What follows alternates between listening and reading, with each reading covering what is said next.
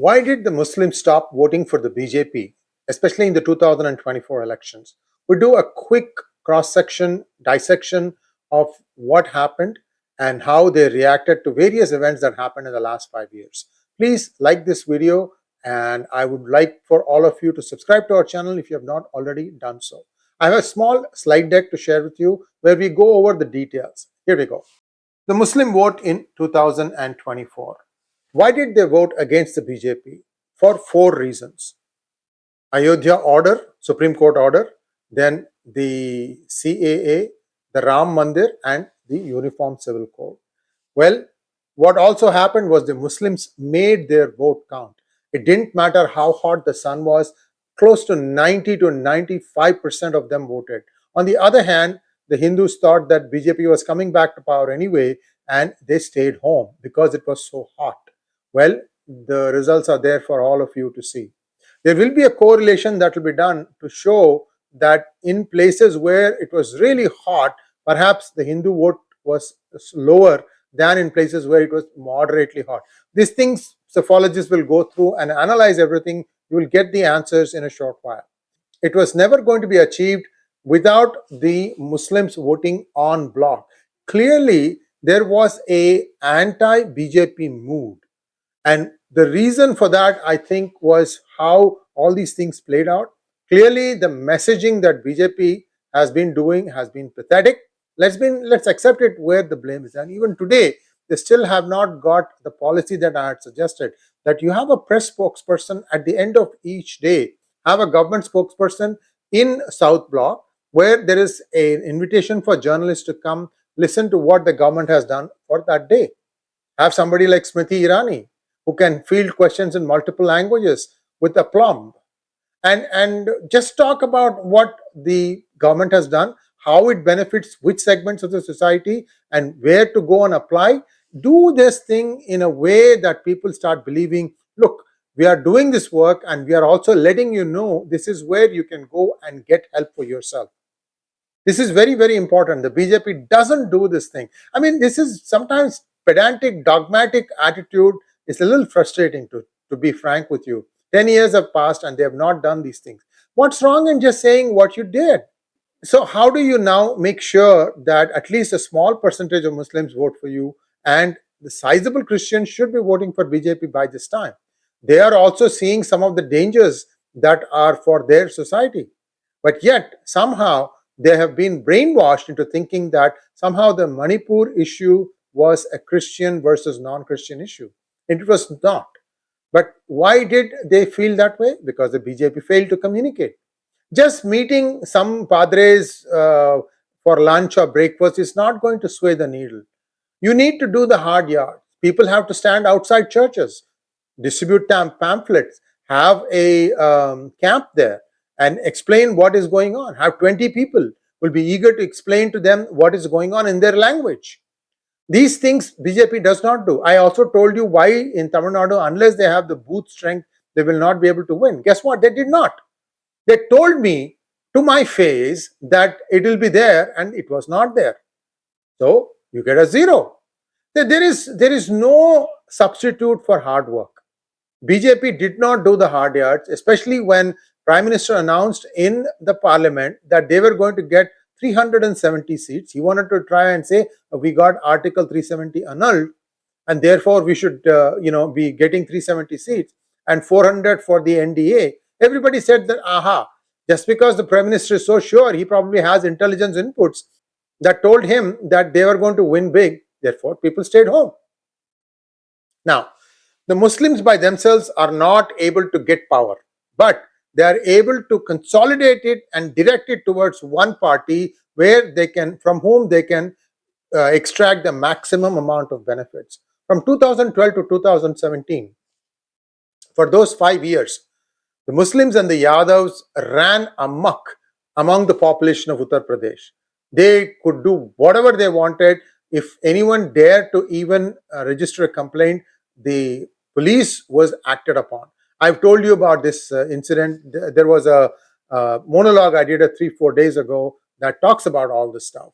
The difference between the riots in Muzaffarnagar and the Manipur riots that took place in 2023. 10 years later, Muzaffarnagar was 2013 and Manipur was 2023. I talked about the differences and how BJP perhaps tried to make Manipur look like a Hindu versus Christian riots, and that actually blew up spectacularly on their face.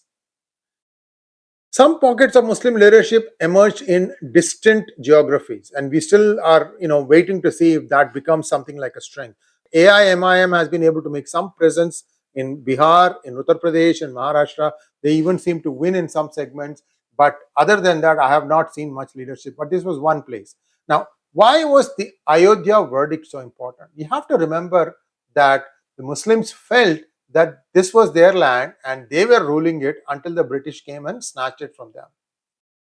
And to India's folly, in 1857, the Sepoy Mutiny, or the first war of independence, they elected Bahadur Shah Zafar as their ruler. I don't know what prompted the group to do that. They should have taken, if you're really that serious, they should have actually chosen a Maratha ruler, because the British came to power by defeating the Marathas. The Mughals had already been a spent force by that time. Anyway, that did not happen. So there is this feeling that we were the ones who were ruling over this, and therefore we should be the one who will dictate how India should behave.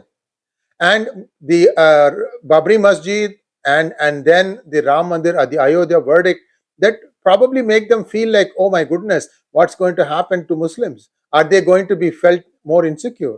Well, one thing you have to remember, all the Muslims of India, in the election that took place, where you were asked whether you want to go to Pakistan or stay in India, the southern part of India, the south of India, overwhelmingly voted that we would want to have Pakistan and we would like to move there.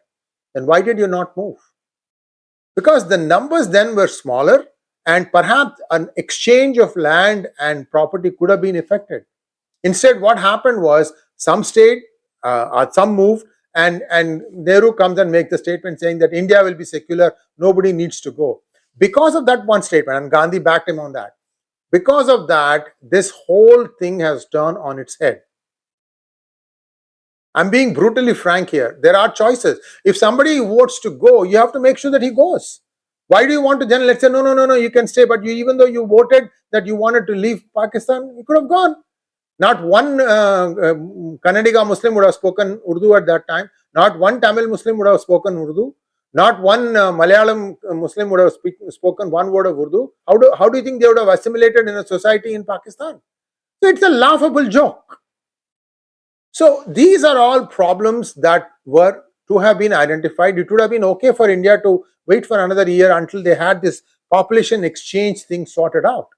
But no, just because Mountbatten wanted to leave, India said, okay. It was not, India never was ready for independence in August 1947. They needed more time. And the British did their best to try and screw up things. Like, for example, telling all the princely states that they were free to choose.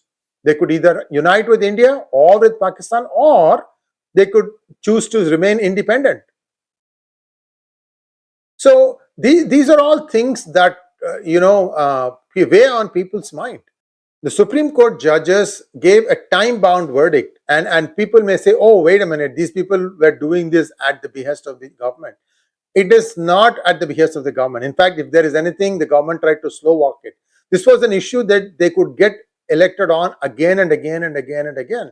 Just to prove it to you, you see what happened in 2024. The building of the Ayodhya Ram Mandir itself has been held against the BJP for not voting for it.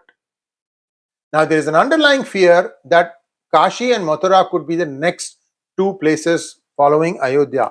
I think that is correct. In fact, this is something that people have to understand. These are all special places.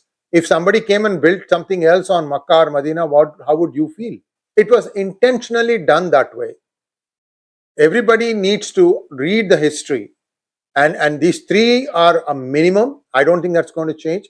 And we have to wait and see what happens. On the CAA, this was the worst way in which this was construed upon. People are there to pounce on the BJP to try and find a fault even when there is none. Knowing that, what should the BJP have done?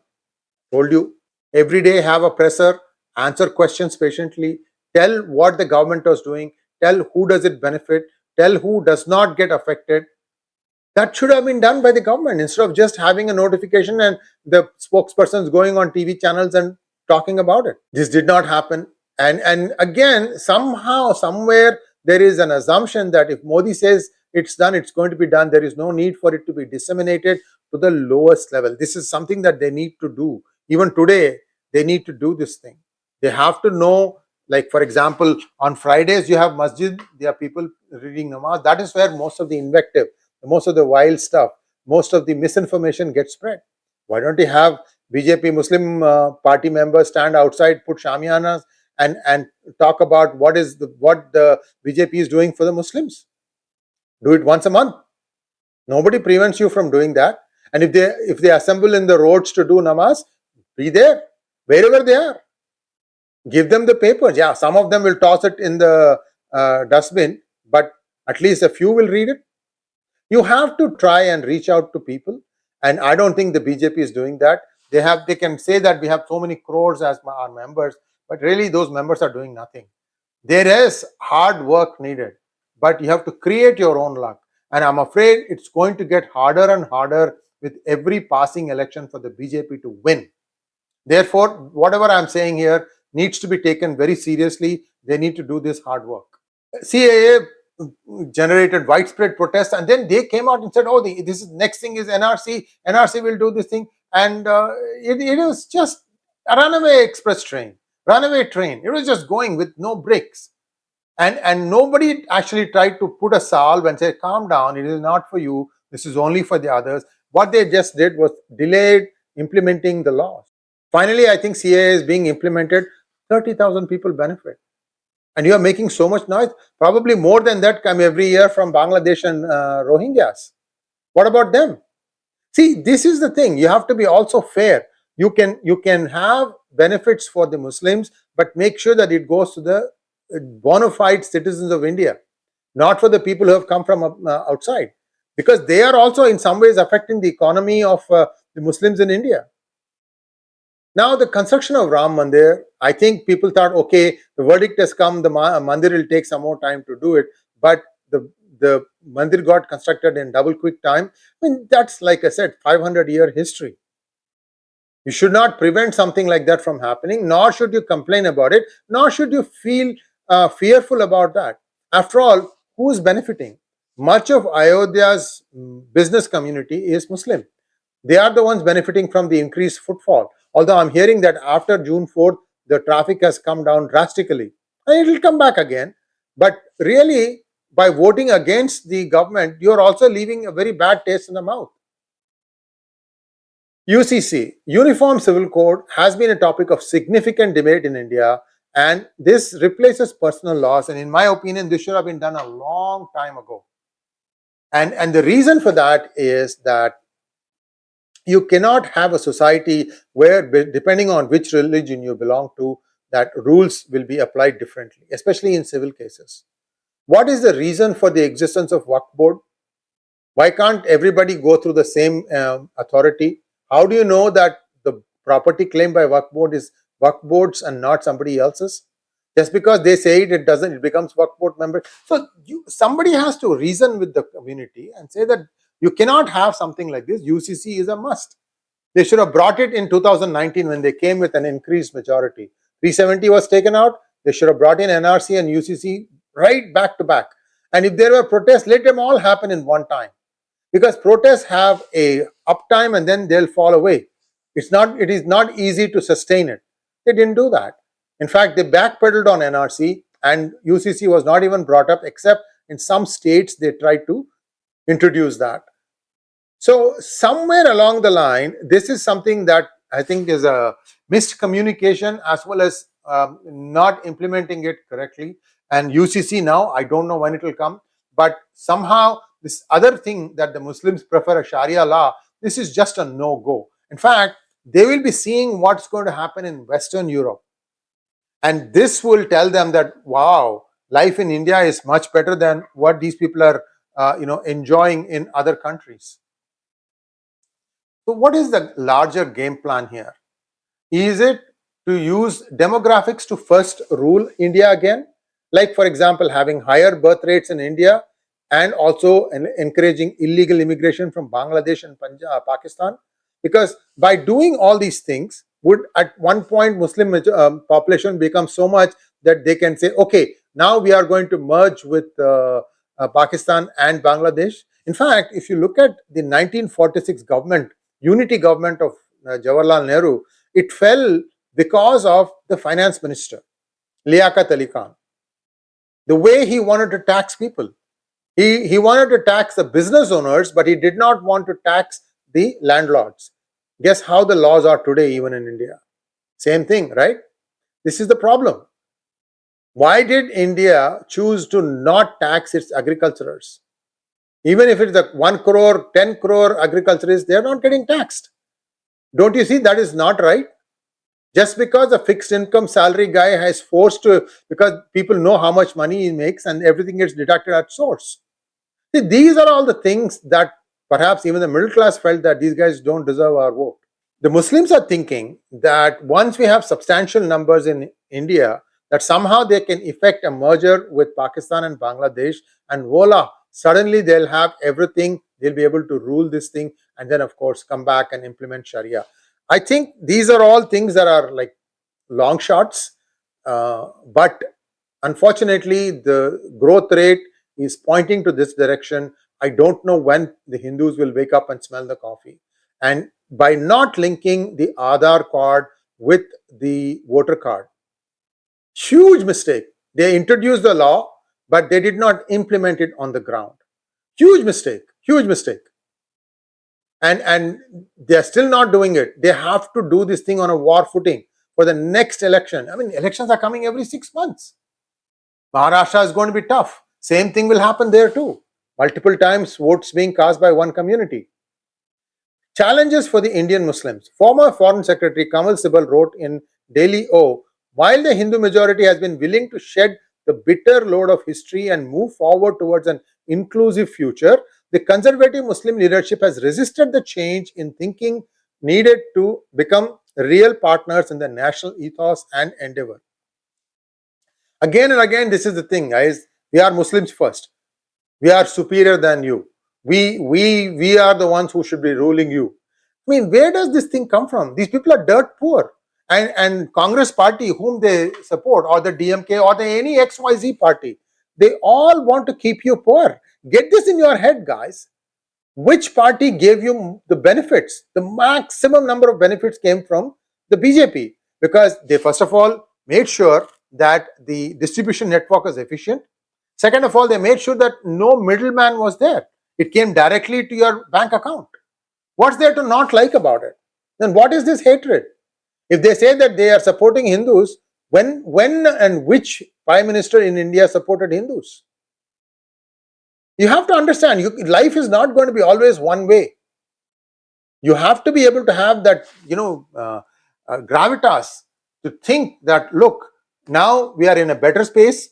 This is a better country to live in. That's why I'm saying, organize excursions, go to Pakistan, go to Bangladesh, see how terrible life is. Then you will come back convinced, I'm living in heaven here. And maybe you will become more Indian than a Muslim.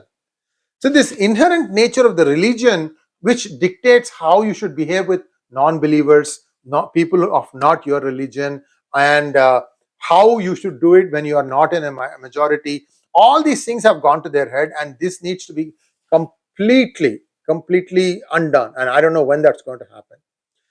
Implementation of laws like CAA and proposed NRC has also caused fear and anxiety. But I think this has got nothing to do with the people who are born in India and are Muslims. And this has never been their issue. This is just one way to whip up passions. It's easy to get emotional about these things. CAA has been in force for many years. How many of the people have lost their citizenship? Well, the other problem is Muslims are feeling underrepresented in the political offices and decision-making bodies. Whose fault is that? Why do you choose people who are not true representatives of you? Why don't you guys find out who's genuine, who works for your benefits? When the legal system pronounces verdicts that are perceived as unfavorable or unjust by Muslims, it leads to significant dissatisfaction within the community. See, this is something that they really need to pay attention to. Most of the time, by the time the verdict comes, you know for sure the person who's being charged of being guilty is really guilty. Really, I mean, India you get so many opportunities to, if you are unjustly being tried, there are many ways in which you can prove that you are innocent. In fact, most of the time, even the guilty try to get away by cooking the cases or bribing their way out of it. So if there is a Muslim or a Christian who is being tried and is found guilty after all this process, that's because the evidence of the crime is in black and white. So if you commit the crime, if you do the crime, you have to do the time. That's all I can say. It's an important message, because what I think is going to happen is, in this term, Modi will slow down much of the reforms also, because he's not, you are hamstringing him by doing all these things. The session hasn't even started. Wait till the parliament opens. This is going to be ruckus unless the speaker is strict and follows the laws by the book and evicts noisemakers. Nothing will get done in parliament. This is my prediction. Let's hope that I'm wrong. That's all for today. Please like, share and subscribe to our channel. Don't forget to click on the bell button for notifications. Namaskar.